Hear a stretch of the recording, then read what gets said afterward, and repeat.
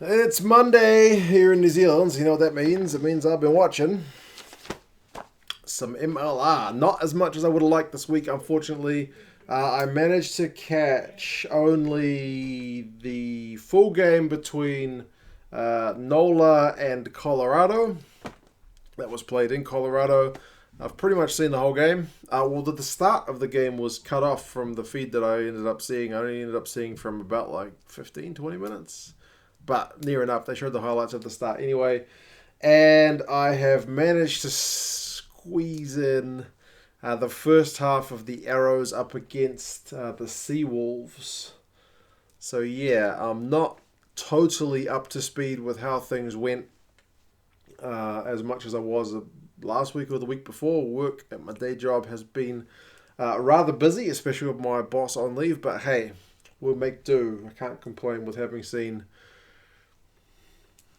80 odd minutes, 90 minutes, more than that, 100 minutes of rugby. So good stuff.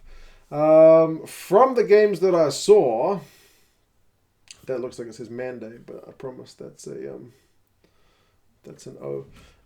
Maya for Nola. He had a couple of tries and looked genuinely pretty dangerous, didn't he? Impressive player from what limited amount I have seen him in this game. I picked the Colorado game against Nola because those teams I really hadn't watched at all, and I did see the result. I didn't watch it live. I did see the result was 20 points to 27 from memory. Yes, that's right. And I'm glad I did because it was a pretty exciting game. It did have its errors. Had a yellow card, one of the dumbest yellow cards you'll ever see from the NOLA scrum half. He was on the ground and just batted the ball when someone else was... Like he was on the ground from a tackle at a ruck, and then he just batted the ball when the opposition number 9 picked it up. Like, come on, man, leave well enough alone. Got yellow carded for that. It was pretty silly. Didn't end up costing Noel. They still managed to get the 7-point win, which was pretty good away from home. Colorado's not had the greatest start to the season. There was snow at the edge of the ground. I guess this is why a lot of the games have been playing in like Vegas and away from some of the East Coast places. Like that doesn't happen here in New Zealand, at least not where I live. It's never snowed here in Auckland. Maybe there's places that have snow at the side of the ground. That was just wonderful to see. The crowd was pretty decent despite some pretty cold weather as well at Infinity Park. So, I can hear my kids running around. Congratulations to the people who went out and saw a game. They did see a pretty entertaining one. I was a bit surprised they were taking a water break. Like, I saw the game, one of the games in Vegas where they were taking a water break, and I was like, okay, Vegas is hot, you need water. But in Colorado, when it seemed pretty cold, water break, does every MLR game have a water break? Genuinely, that's news to me. Dolan at the breakdown, that was good to see. He was getting some key turnovers as well. So, yeah, like I said, man, it was a pretty entertaining game. From what I watched, the drama at the end, like with Colorado 7 points down, they go on attack. It's 80 minutes. They must be attacking for like at least 3 solid minutes. That doesn't sound that long, but when it's just phase after phase after phase, they didn't have a phase counter on the screen, but it was a lot of phases. And then the NOLA defense just kept holding. Eventually they break. They get a try right at the death, which is going to draw the game, but they say it's a forward pass.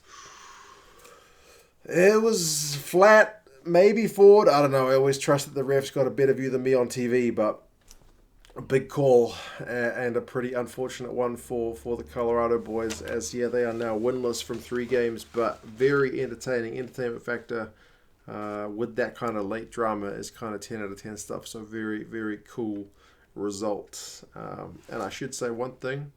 I was actually wearing the Colorado jersey all of Saturday here, and I wore this one all Sunday. This one's interchangeable. You can flick it around the other way, and it's like the home and away jersey all built in one. So that's a very cool feature if you didn't know that.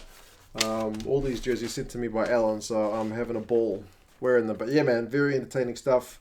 Colorado, none from 3. NOLA are 2-1. So decent start to the season for them. I saw Austin and Utah had a draw, 20 points apiece. I might have to go and watch that one. I'm not sure. It's Austin winless, but with a draw and 2 losses. Utah got 1 of each now, 1-1. Houston lost to DC. This was not a week for the home teams. Houston lost to DC. 13 points to 22. So again, kind of relatively close, but not all that close. Houston with the 1 win, 2 losses. DC with 2 wins and 1 loss. Seattle, what is going on? Winless from 3 games. I've only seen the first 40. They were under pressure for like the first 20.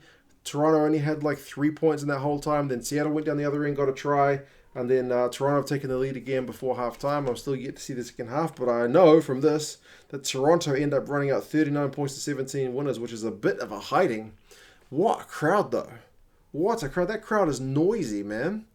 They put New Zealand fans over here to shame, honestly. We are quiet fans. Those Seattle fans are not quiet. So, again, impressive. I'm not sure how loud they'll be in the second half. I haven't got there yet, but very cool stuff. Not for Seattle, though, but Toronto is on a pretty good run. And it was nice to see so many Canadian players, which the commentators kept pointing out as well, back from the World Cup. ATL lost to Rooney, 19 points to 22. That's a close game.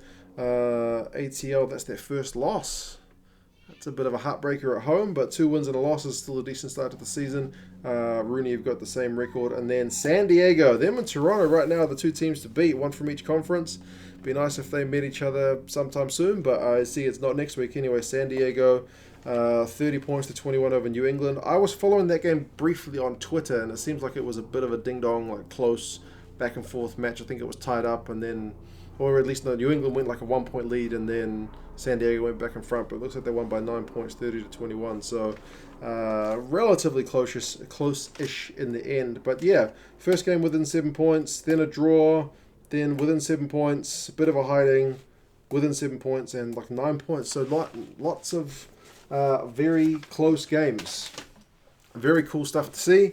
Very pleased with what I have seen of it. Again, it's been limited thus far, but from what I've seen has been pretty cool.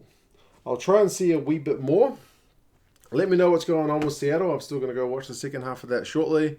If there's any other of these games you think were really worth a watch, I'll see if I can sneak one in at some point as well. But yeah, let me know your thoughts. How did you think this weekend went? Particularly good players or good moments from around the weekend. Like I said, right now it looks like Toronto and San Diego are the teams to beat, but we're only 3 rounds in. So it is still pretty early days. But yeah, cheers guys. I'll talk to you again soon. See you later.